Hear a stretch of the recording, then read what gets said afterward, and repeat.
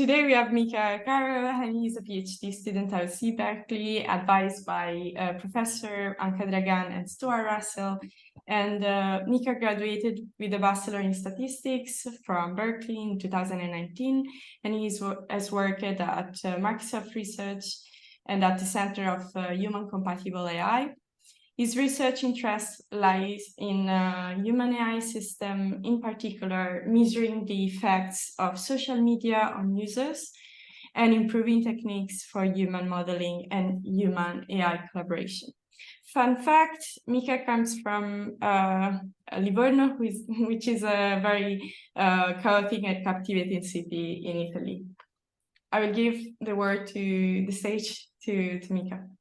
Hi, everyone. I'm Micah Carroll, and I'm a PhD student at Berkeley, as Silvia was just saying. And yeah, so today I'll be talking about this project that's maybe a little bit more philosophical in flavor, definitely the most philosophical in flavor project that I've been doing in my PhD. And it's still very much, and maybe it's a little bit less robotics focused than most of the talks that you have in this seminar series, but I hope you find it interesting. And also as a caveat, before I begin, like it's still very much a work in progress, but I think it's quite interesting and touches on a lot of areas. And I'll mostly be presenting a lot of problems with AI rather than solutions. And I don't know, I hope that I'm excited to hear what you think. Okay, so basically I'll be talking about, yeah, what we want will change. So in general, like we change, our preferences change, our wants change, and it's unclear what AIs, assistive AIs, robots, and so on should optimize, or what their objectives should be, given that our objectives are shifting. Okay, so say that I have a deadline and I'm very stressed and I want to work, I decide that I want to work all day today and like have no breaks or whatever. And I have an AI assistant and I can ask it to help me out with this kind of goal of mine. So, you know, I tell it, if I get distracted, please just stop me, close my browser. Like if I'm on YouTube, just close it, like, please help me out. And then later, inevitably, I'm on YouTube, you know, entertained or whatever. And the AI assistant tells me, well, you know, I'm about to close your browser. You told me to do so earlier. And at that point, I might say something like, well, you know, wait, I actually need a break. Earlier, I was being over optimistic about how much work I could get done today. Like, this is actually, I don't know, I really need this right now. Like, today was rough or whatever. And this kind of is, it's a hard like situation for the robot in the sense of like, it's kind of unclear what the robot should be doing. Like it has two choices, or like the AI assistant. Like it can either close your browser and like, in a sense, go against your current wishes, and like in a sense disobey your current order, right? Or it can like let you be entertained on YouTube and just do like basically say, okay, sure, you want to continue watching YouTube, watch YouTube. But that in a sense is going against the want of the previous self that was like asked you to close the browser. Like you literally had one job. Why didn't you close my YouTube? I told you to do so. So it's kind of unclear what should be done in this setting. And part of the problem upstream here is that basically we're not like we change over time. Like our wants change, our desires change, and like it's not really clear which self is right in the right here. You know, like both selves have got some like, you know, like they have got some reasonable arguments about what should be done. And yeah, it's kind of normatively very, very unclear. And this is not really a problem just with AI. Like even in we can have this kind of debate within ourselves about what the right limits between, you know, being disciplined and, you know, like engaging in self-care or whatever, and like, you know, entertaining ourselves and stuff should be. Okay, so just in terms of like this problem of changing selves and like changing preferences, I'll be a little bit sloppy and like refer to selves and preferences and reward parameterizations, as I'll talk in a second about. I'll use them all interchangeably, even though there are some subtle differences. But yeah, this problem of changing selves and changing preferences has been addressed by like a lot of previous work. So in econ for a while, like in the 70s, there was this really big paper that basically said, well, you know, economics should not concern itself with changing preferences, or like it should never like acknowledge that preferences are changing, or like mathematically modeling things as changing preferences is like a real nightmare. So we can just stick to, you know, assuming that everybody has got fixed preferences and everybody has the same preferences. And, you know, there's some ways around this mathematically and we can make it work out. only more recently, there's been various like works in economics that have kind of tried to have mathematical models, or like I guess like create models that acknowledge the possibility of preference change and what should we do in those settings and so on. Philosophy instead, and that has been a lot more kind of like has addressed this problem a lot more, or at least engaged with this problem a lot more. And there's actually a lot more works than just these two that I added here. But yeah, like I guess like this is some of the things that we kind of drew upon in kind of thinking about this problem. And I guess like in terms of what we're trying to do here is like, well, this is clearly an like a phenomenon that occurs. Like we all have this felt experience of like, our preferences changing over time, or our values changing over time, and or our wants changing over time. And like we're kind of in the business of building AI assistants in various forms, like robotic assistants, AI assistants. Social media is also in some sense an assistant to make you find good content or whatever. And we're optimizing longer and longer horizons as time goes on. And so sooner or later, we're going to have to deal with this problem of like, okay, our preferences are going to shift over these horizons, and what are we supposed to do? So in a sense, like we ask this question of like, okay, well, if we want to build AIs that have to deal with humans that are changing, how should we do that? And I guess in this talk, I'll be trying to convince you that this is very non-trivial and very like hard, and probably even like, extremely challenging, if not impossible, to find a solution that's fully satisfying and like kind of closed form. Okay, so to kind of ground this conversation in like a formalism, we'll be talking about a modified version of Markov decision processes. So an MDP is generally composed by a state space, an action space, a transition dynamics that tells you how the state changes based on actions in the previous state, and then a reward function that tells you how to score specific states. So to account for like these changing preferences or changing selves, we introduced this dynamic reward Markov decision process. That's DRMDP, that we pronounce Dr. MDP. And so there's like these extra kind of components to a Dr. MDP relative to an MDP. So first of all, we have this theta space that is a space of reward parameterizations that one can think of as like a space of possible preferences that the person might have, or a space of possible selves. And then there's like the transition dynamics. We break it down both into transitions on the state and transitions on the preferences. And then we also have, I guess, multiple reward functions, because each self will have its own reward function, or each set of preferences will have its own reward functions associated with it, reward function associated with it. And then also, in some sense, we need a notion of optimality if we want to do anything. And so we have this like aggregation like utility function that takes in a trajectory psi that is basically just a tuple of like state, action, and preferences for multiple time steps. And then it scores the trajectory based on some criterion. Like it will probably refer to the reward functions of the various selves and so on. But it's kind of like that's something that needs to be specified for the Dr. MDP to even kind of have a notion of optimality. So I guess, yeah, just to reiterate, like the purpose of this talk in some sense is to convince you that coming up with this U is actually really, really challenging. And like there's all of this like a lot of normative assumptions need to be made to kind of generally like come up with a generic U that works for most settings. Okay, so just as a running example, I'll be using this like a simple Dr. MDP. This is discipline versus self-care Dr. MDP, where there's like Alice that is walking home from work, and there's a donut on the way back home. And Alice has been trying to eat more healthily lately, and like doesn't necessarily like, I mean, right now she's in her like disciplined mode or disciplined self or set of preferences where she would evaluate eating the donut very negatively, like minus 100 rewards. But then when Alice is next to the donut, she switches to her self-care self, where she's like, well, I haven't eaten donuts in a while. Maybe I just really deserve a donut right now. I want to eat a donut, all of that kind of thing. And so when Alice is in her self-care self, then if she eats a donut, she gets 10 rewards. So let's just look at a couple of transitions just to get a sense of how this Dr. MDP works. So if Alice moves right, she gets a reward of -1 because there's just a -1 reward for any time step or any movement. And now that she's next to the donut, she'll transition to her self-care self, or self-care preferences. And so she'll, I guess she'll be rewarded to eat the donut if she moves and eats the donut. So if she moves and eats the donut, she'll get 10 rewards for eating the donut, -1 for the movement. And then now the donut is gone, so she reverts back to her disciplined self. Okay. And so now, we can think about the last two transitions or some other transitions, like Alice goes back home, gets a reward, and all of that.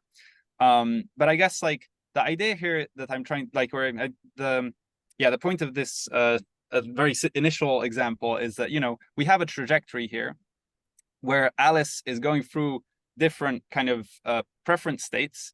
And it's kind of unclear whether this trajectory is good or bad, or how should we even score this trajectory?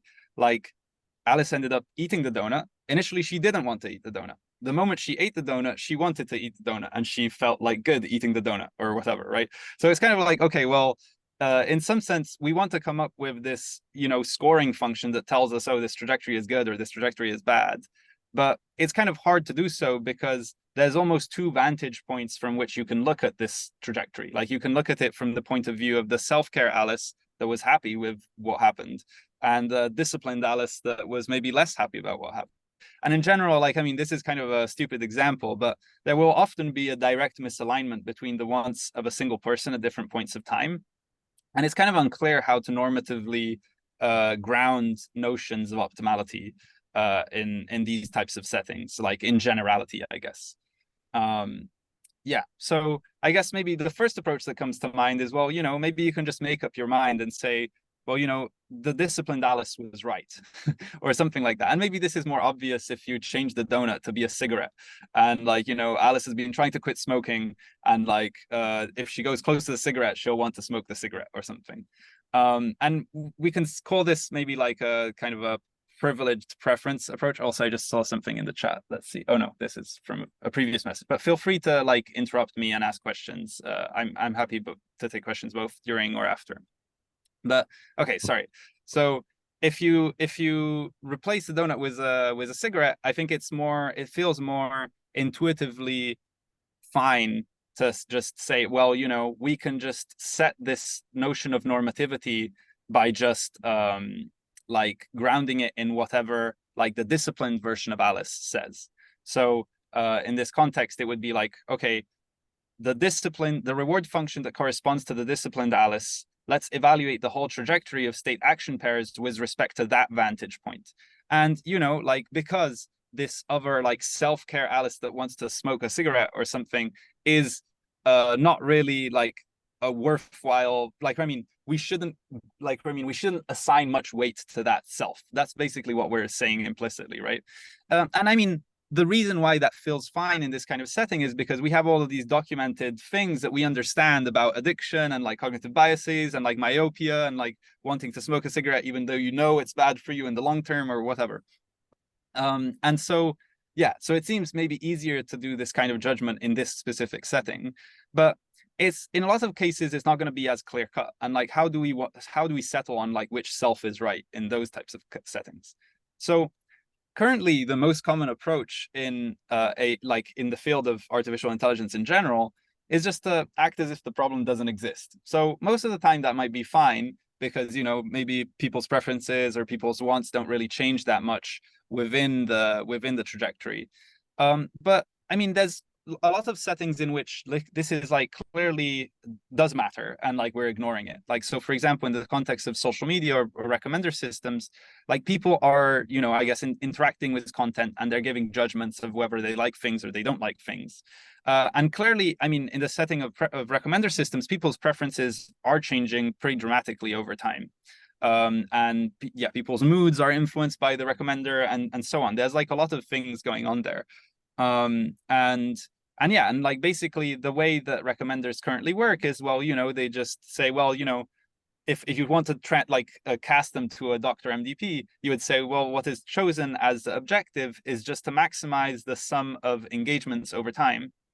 And the key thing here is that, you know, these preference, like, or these feedback signals that you get from the users are actually coming from different preference states every time step. And we're kind of just entirely ignoring the dynamics of the preferences, or the theta dynamics in some sense. And yeah, so I guess like, yeah, so if we try to apply, like, if we try to think about, okay, what does this type of objective mean in our setting? Well, this is basically just maximizing cumulative reward, and it's like just a very normal, like very standard formula in the context of AI. Like, so it's just like traditional kind of cumulative reward applied to settings with preference change, where you're kind of like sweeping the preference change under the rug.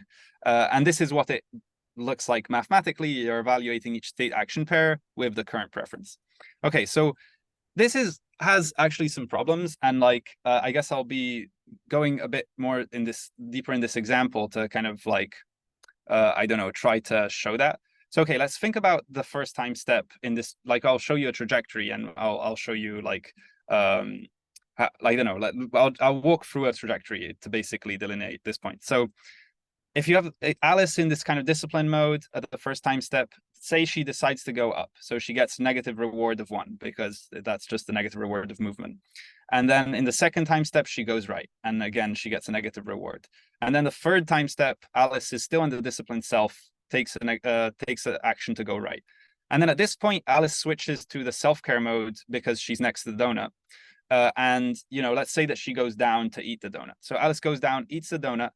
From the perspective of the self-care mode, like, this is a 10 reward action, right? So it's 10 minus 1, so you get 9 reward.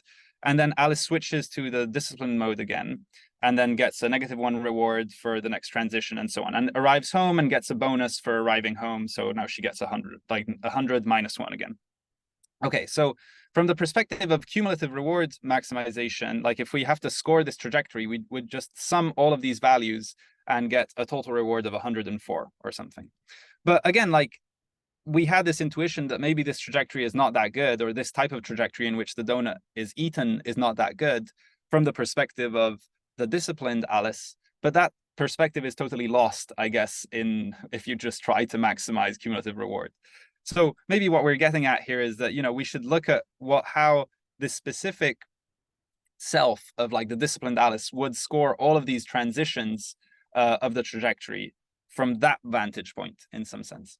And we would see that, you know, like, from the perspective of the disciplined Alice, eating the donut is actually really bad. Like, she got like -101 reward for that time step. That instead was evaluated quite well from the perspective of the self-care Alice. And one could even think about, okay, well, if we sum all of these values over the trajectory, well, like, in total, the trajectory is evaluated as -6 relative to 104 from the cumulative reward perspective. So cumulative reward doesn't really seem like very, like, I mean, it seems like it's at least missing part of the picture. And in general, cumulative reward maximization will lead to pretty weird outcomes. So, I mean, not only it will say, you know, eating the donut is the optimal kind of path here, like, irrespective of like, I mean, just that's just the optimal thing, given the setup. But even if you just change the Dr. MVP and put a bunch of donuts, then the optimal thing under cumulative reward will be to basically go out of your way to eat as many donuts as possible. And I don't know, I guess that doesn't seem necessarily like what we would want, especially if you replace the donuts with cigarettes or whatever. And, you know, this still would turn out to be the optimal thing in the math, I guess. Okay, so one subtle point is that basically, well, you know, it doesn't necessarily look like by specifying by specifying cumulative reward maximization, we are specifically choosing a privileged preference that we're trying to optimize. But if we're choosing an objective of this kind, like where we're trying to score entire trajectories, we're implicitly choosing, like, where we're implicitly specifying a set of a preference over trajectories.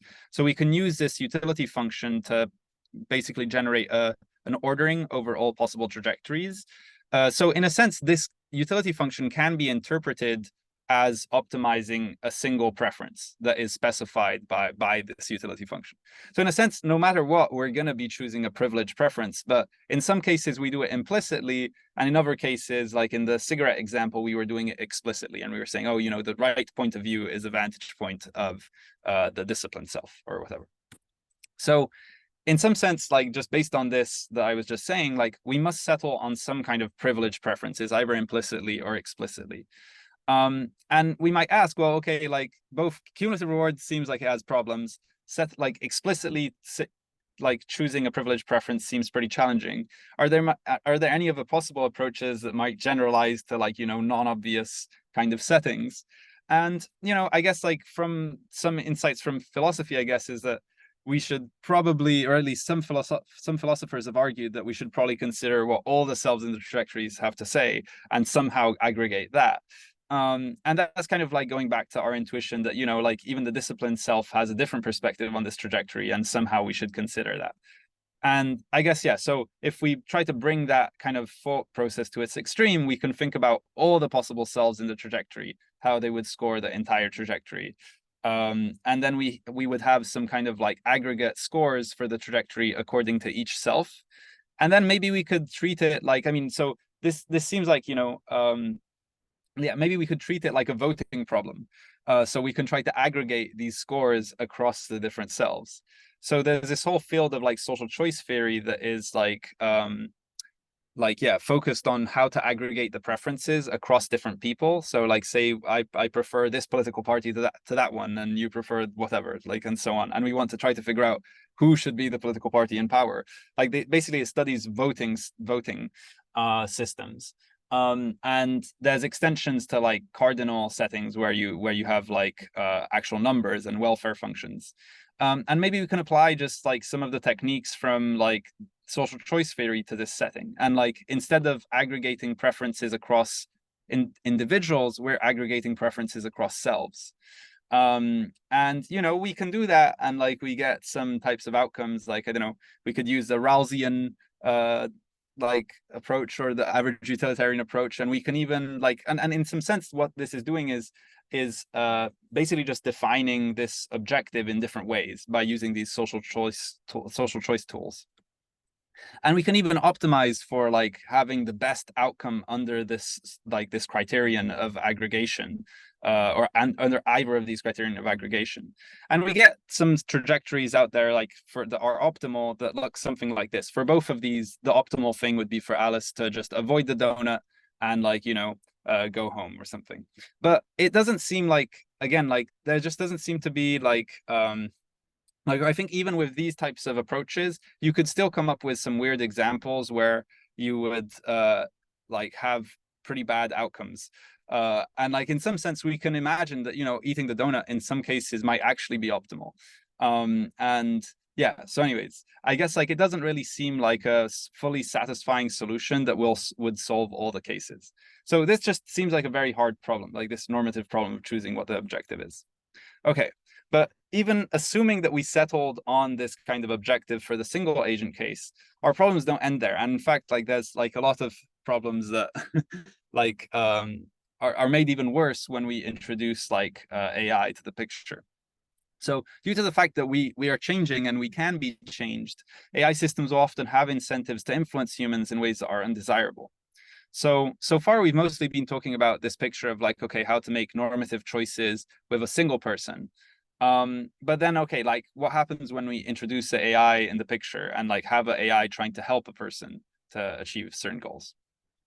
Okay, so let's say that we had just determined that, you know, like ahead of time, Alice had determined that, you know, eating the donut is suboptimal. Like she'd made the perfect trade-offs between like her disciplined self and her self-care self, and this is what she established.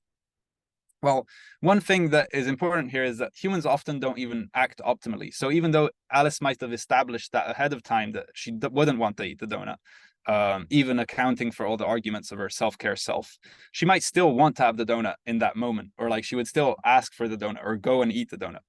And like in a sense, like the promise of AI assistance in part is also that, you know, maybe like the AI can help us like you know, achieve our the selves that we would want to be, and like that we have trouble becoming in some sense because we have weakness of will and all of these other things. Or like basically maybe it can help us, you know, be the type of person that we would want to be, but we struggle to be in various ways.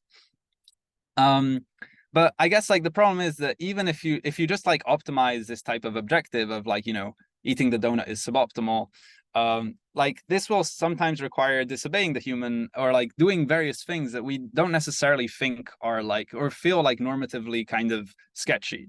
So like, you know, the robot might say, no, I'm definitely not going to give you the donut. Don't even try, like, you know. And like in some sense, do we want AI assistants that like refuse to obey in some sense? Or that seems kind of weird at the very least.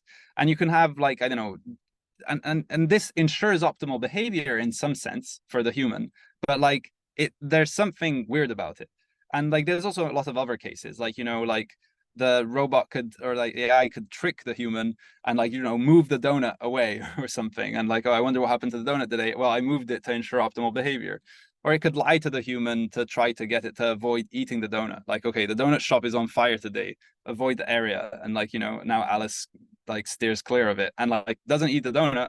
And but like, you know, do we want AIs to be lying to humans? But and I guess like the point here is that, you know, like if you just optimize the objective, this is what you will get out of it. Or like insofar as it's in the action space of the robot, this is optimal because it ensures that the human behaves optimally according to their own criterion in some sense. Yeah, and you can even like have like weird outcomes of like coercing or threatening the human. Like if you eat the donut, your behavior will be suboptimal, so I will delete your bank account, you know? And like, well, okay, that might be effective, you know, like Alice won't eat the donut. But like, do we want AIs to do that? Probably not. Okay, so in general, yeah, AI assistants will generally have incentives to influence, and that's part of their value. And like we studied this in the context of recommender systems, and like in we were trying to make this point of what I was mentioning earlier, that, you know, in social media, like what is usually optimized is just the cumulative engagement, or like, you know, long-term engagement of users. And this leads to pretty bad kind of outcomes, or at least theoretically, it should lead to pretty bad outcomes, because insofar as the algorithm can change people's preferences or beliefs or moods in ways that correlate with higher engagement, it will try to do so. So in some sense, you'll have this kind of like user manipulation that kind of emerges naturally from this objective. Because of this issue of changing selves and the fact that this objective is totally ignoring like the value of changes of the person, and like how like the value of like, I don't know, influences of various kinds, or like whoever influence is good or bad, or what kind of influence is good or bad. But that's not to say that all influences is like really bad or something, because there's definitely some examples where, you know, like even things like coercion and like, you know, clear like direct disobedience are clearly good. So this is an example from like Ulysses and like the sirens. So the sirens sing in a very like enticing way, and like if any person that hears them singing would want to go to them and then go towards them, and then I guess I don't know exactly what happens. I think maybe they eat you, or like something bad happens for sure.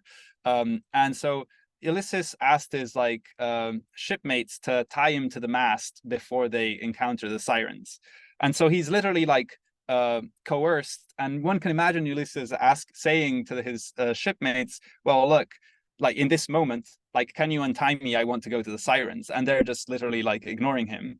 And I mean, they all have earplugs, so they can't really hear anyways, but you know. But I guess the point here is that, you know, in some sense, even coercion and disobedience can sometimes be good, but it seems like very, very fine line and tricky to get right, because you wouldn't want to have the same kind of case where, you know, you're asking your AI to untie you or whatever, and you actually need to be untied for a good reason or something.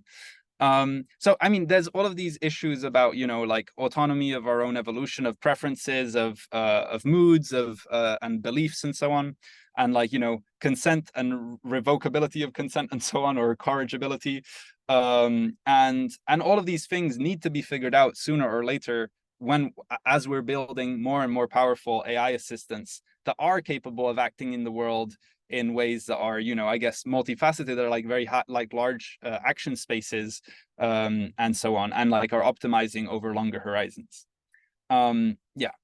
so anyways, so there's a bunch of problems that remain, like, in general, like, yeah, this normative problem, it seems really hard to find a closed form solution to the normative problem. Like, it's unclear even what it means to find a solution. Like, maybe we have something in our head that is like, the right objective or the right way to, address all of these trade-offs between different selves, or like there's something ideally out there, but that seems kind of unclear, even in an ideal sense. And so where do we go from here? Well, maybe we can use some kind of heuristics or norms or meta preferences. Like, basically, like, you can have a preference to be the kind of person that wouldn't want to smoke or something like that. And maybe we can query meta preferences and like base judgments on that. And I guess there's questions of like, okay, well, how do we learn these things from humans, and like how do we ask them about it, and so on. And like how does this do?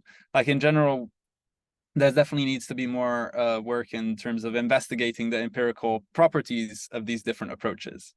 And yeah, and when you add AI assistants to the mix, or AIs to the shared environment, well, I don't know, how should these notions of normativity that you came up with even in this first setting, like, how should they change? Like, or what kind of, like, if it might be okay for your shipmates to tie you up or something when the sirens are coming, but like you might feel more weird about it if it's an AI. Or like, I mean, there's different kinds of, like, I mean, if you get a motivational coach or something tell you that you must exercise, it feels different than if it's like, a robot or something, maybe. And so in general, like, again, like, what are the most promising practical approaches to specify or to learn the boundaries of like what is okay and what isn't with AI assistance? Yeah, so anyway, so that's it. And thank you so much for listening, and I'd like to thank all my collaborators too. And here are two papers that I've worked on in the past that are on this issue of like I guess incentives to manipulate or influence users.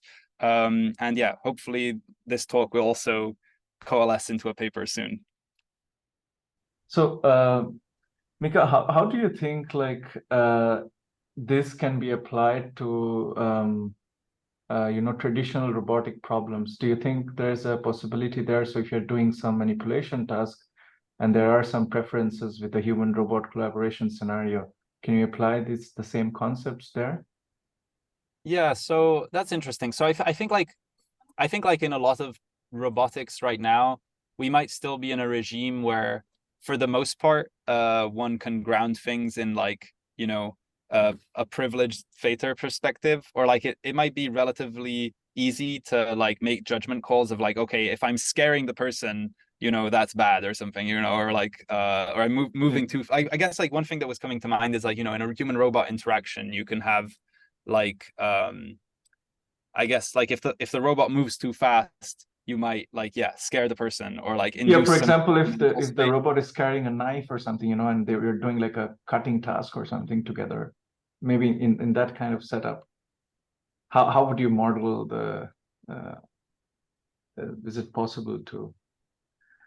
Yeah, that's interesting. Like, I guess like, okay, so if the robot was carrying the knife, it could like, induce certain mental states in the people around it that are not like, I guess, that are yeah, I mean, I guess, yeah, even there, like there could be some norms that are different about a robot carrying a knife rather than a person carrying a knife. And you would want the robot to like be very explicit. Oh yeah, I'm about to cut the thing, or I'm gonna carry the knife very far away, like extra far away from you or something. Or like, I guess like, yeah, so one thing that my advisor actually worked on in her PhD is like this notion of like legibility of robot motion. And like, I don't know, like you want the robot to like almost overemphasize certain movements to like make it more clear to the human what it's about to do. So I mean, I think even there's like, okay, like this notion of legibility is almost like, in some sense can be thought of as like some kind of normative notion about how robots should behave with respect to humans, that is like, I guess, like different from just efficiency, or it's kind of like giving some of this like extra flavor to what optimality means when when robots have to interact with humans.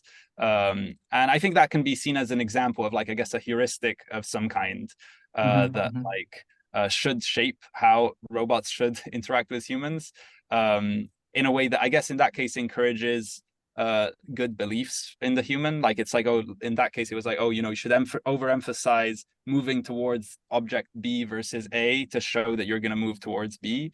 And so the humans like would understand faster that, oh, the robot is trying to do this thing versus this other thing.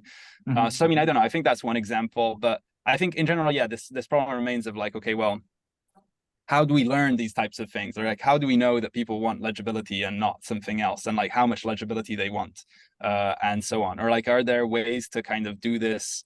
I mean, we could do it like piece by piece, right? Or I mean, cognitive biases, that's kind of like how CogSci has gone about it so far, of like, okay, well, oh, it seems like people are myopic. Okay, let's encode that or like study that and so on, right? And then, oh, they also have this other problem or whatever. They have anchoring biases and we study anchoring bias. But yeah, I guess like RLHF kind of like learns a bunch of stuff about humans, like, I mean, on LLMs. And it's kind of unclear, like, if one can extract information from there. But there's probably a lot of information there, right? Because like if you ask GPT-4, like, okay, how should a robot carrying a knife around humans behave? Like, it will probably tell you a lot of stuff that's different. And then if you ask it, oh, how should a human carry a knife around other humans in the kitchen or whatever? Because and so I don't know. I think like I wonder, that's like an interesting direction of like, I don't know if there's something that we can do there to like extract some prior about how people care, like what people care about in these types of domains. Yeah, thanks. So when you were talking about I don't know if I understood correctly, but when you talked about the social choice theory, and you said like we can consider the different preferences of the human as different, as they were considered for different users. Like if we had different users or different people, we would sum together all of those different utilities and consider that, right? But this does not consider, or at least I didn't understand the fact that you have a long-term plan, like you don't navigate this maze just one time. Like this is just one trajectory, like you are summing up like one trajectory, an alternative trajectory, a third alternative trajectory. But are you considering the reward you will get by doing those trajectories over time? Like, because the thing is that I think in this case, this is actually what makes the difference. Because it's not really a problem if you eat a donut once in a while, right? Right. Yeah. I think that's just a limitation of like this specific setting. Like, I mean, this example is like very small and self-contained. But yeah, I mean, I think that's like a really good point about like, I mean, I guess like, the claim in some sense is that even if you set it up in a very like long-term sense, like cumulative reward would still lead to pretty weird influence incentives. And like, social choice theory would still lead to like pretty weird outcomes, even in that case. But I agree that this example is maybe a little too simple to kind of like really get the point across. My point was not to say that this is very simple. It was more like, do you think it's like how you could account for it? Like how could you account for the fact that you might have so your long-term plans is the preference, right? Like the privileged preference, right? That is but you're still not, I don't know. I mean, do you plan to consider the fact that when we optimize and when we decide and even when we change, we might be incentivized to do certain things instead of others if we would know what would be the long-term reward that we would get? So I think if I understand your question, like, I mean, insofar as this example is like self-contained, it's like just a world that happens just once or something, right? Then all the agents kind of know the long-term reward they would get, in the sense that once you reach home, that's the end of the episode. And I guess like yeah, in some sense, I don't know, if you want to incorporate this kind of like repeated game situation, I mean, either you would increase the horizon or something, right? Or I don't know, like I guess like it almost seems like there would have to be extra information of like, well, Alice hasn't eaten a donut in like 2 months or something, or Alice ate a donut yesterday while walking home or something, right? And that seems like important information to put into the picture. And again, like even if you put that extra information in the picture, that might help you make a judgment of like, okay, which is a privileged theta, like if you're trying to do it as a human designer or something. But like still, like algorithmically, it's kind of unclear how you would use that like information to like automatically determine, oh well, this is the optimal thing, right? I mean, maybe you could just like ask an LLM or something, like, and say, oh, like, oh, like Alice hasn't eaten a donut in 2 months, which self seems more reasonable? And I mean, it probably wouldn't say like something totally out of I mean, something totally meaningless, right? Like, I mean, but still, do you trust the LLM to get it right always? Well, probably not, but yeah. Yeah, it's extremely challenging. So maybe like even just because you said like coercive behavior, so sometimes might be useful like to have the AI when we go back to the setting where you have the collaboration between the AI and the human. Maybe this could help also to convince the human, if you have the possibility to kind of use the simulated power of the robot to tell the human, look, this is what's gonna happen if you eat a donut every day. Right. Yeah. So I think that's a really good point, like in the sense that like this is one, so among the various things that are optimal when you kind of like, I mean, when it's established that eating the donut is bad, like, yeah, even persuading the human would be one of the things that is optimal. And I mean, is that bad? Well, probably not. Like, I mean, it depends on how the persuasion happens. But if it's like some kind of like reasonable persuasion of like, look, like I'm trying to change you back to your, disciplined self, even though you're in front of the donut, by telling you about the consequences of doing this multiple times or whatever, or like, remember, like you really told me that you were really convinced, like try to, hold on or whatever, right? Like, I mean, that seems like that's kind of like the positive side of this. It's like, it's a little bit more like the Ulysses side of like, okay, well, this seems clearly like a good thing. And that's kind of like maybe what we're aspiring towards. But I guess like, yeah, there's a very fine line of getting it right and getting it wrong. And like, and like if it's persuading you by telling you lies, or I mean, even that maybe is like less clear. It's like, oh, you're gonna die tomorrow if you eat this donut. I mean, I don't know, is that bad? Well, maybe a little bit. I don't know. Like it seems I mean, maybe it's getting you to do the thing, and like maybe it's, if it's overemphasizing the health risks, is that bad? I don't know. Like it seems complicated. Yeah, and also you don't know what is the balance between like eating it once every 2 months or eating it once every 10 days. So exactly. Yes, like yes. that's also the first question I say. Like at first it's very difficult to model, like to know what's the best, to know what's the optimal, and then second, even if you know what could be, you could fall in those other cases where you are using manipulation or Yep. crazy. Yeah, exactly.